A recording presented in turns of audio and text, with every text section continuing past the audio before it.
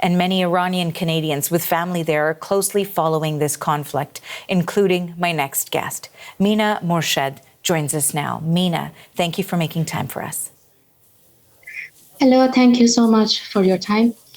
First, I want you to start by telling me what the past few days have been like for you, given that you have family, lots of family, in Iran. Yes, unfortunately, most of my friends and family lives in Iran. I had the worst time, and I'm very upset and worried about them.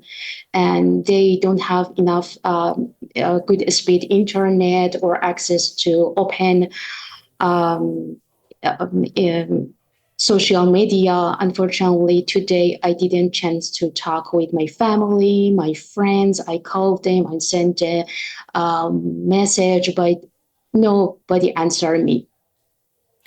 And so when you heard that strikes were initially happening, and that was on Friday, and I understand your mother is also in Iran right now, what was your initial feeling, your initial calls like? My dad and mom's both is sick, and they had the surgery. They couldn't walk and they couldn't move and leave Tehran.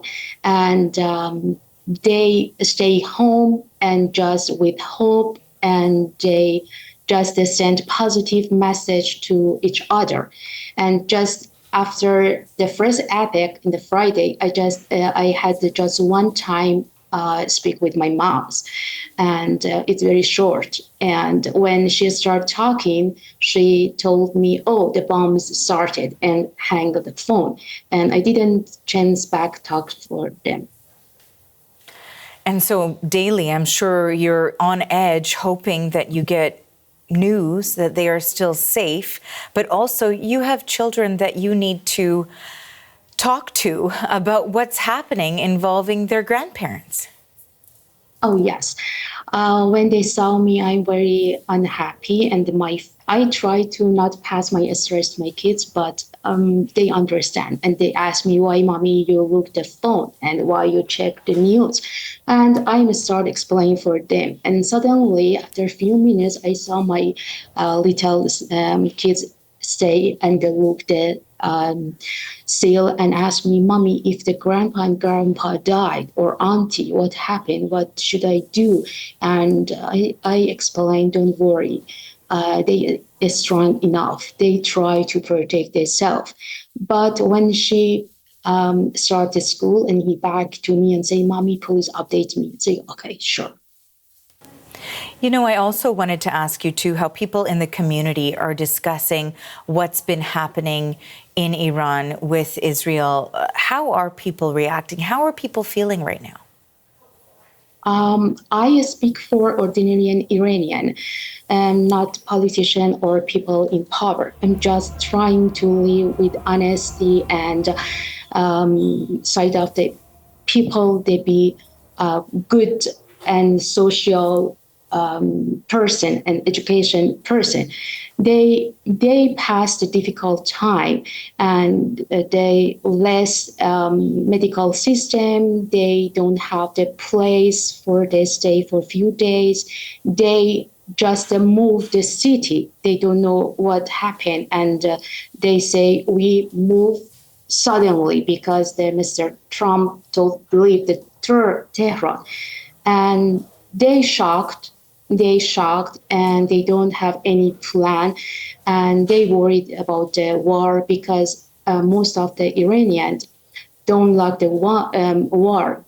I grew up 8 years in the childhood with the war, Iran, Iraq. I understand the kids and mother what they experience and what they do, and emotionally and the pressure. I'm just here for voice for them. You know, we're also just learning right now, Mina, that Iran is set to impose temporary restrictions on internet access, and that's according to the Communications Ministry. Wondering how that might impact your ability to contact your family if you're trying to do that daily, and what that means for you as you're trying to find some certainty in this all. I don't know what should I do. Sometimes I think the good government or the education system help to they be voice of the ordinary people. I want to talk about the Iran about they need the access to free internet, free speak, and for example, we are far and we are worried about the friends, family. It's not easy to handle for us and for next generation is here too. For example, my kids they understand about my emotions because we need the peace. We want to pass to each other for the word the peace. Mina, I want to thank you so much for joining us and for sharing your experience with us right now, what you and your family are going through. That is Mina Morshed. She is an Iranian Canadian with family in Tehran. Thank you. Thank you, your voice of Iranian. Thank you.